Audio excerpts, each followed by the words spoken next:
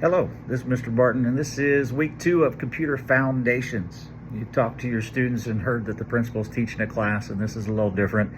But we are working to get about 50 students their Computer Foundations credit for the new diploma. And in doing so, I want to experiment with how learning takes place in the classroom.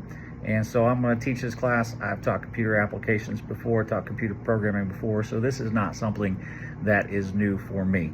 When we talk about what's going to be different, hopefully the students are going to work on projects that they design themselves, and they're going to get grades to show more about what they learned instead of exactly what kind of student they are or how well they play the game of school. And that's one of my frustrations sometimes with how our grades are done now.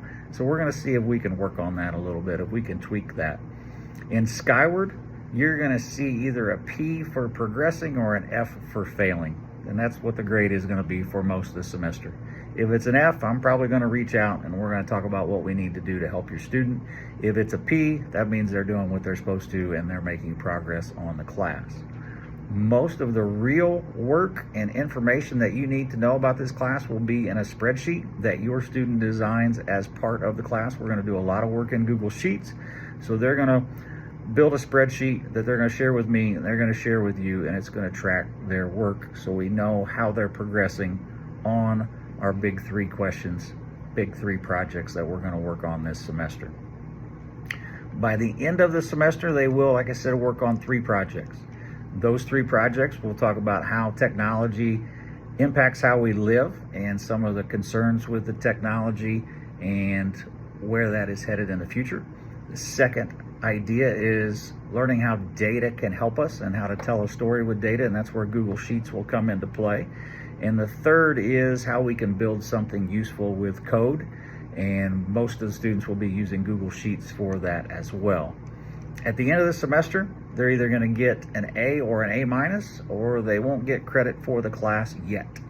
So a student with an A has gone above and beyond. They've hit all the expectations, done an incredible job. Student with an A minus did exactly what I asked. They hit the expectations and they've mastered each of the competencies that we've asked. They won't fail the class.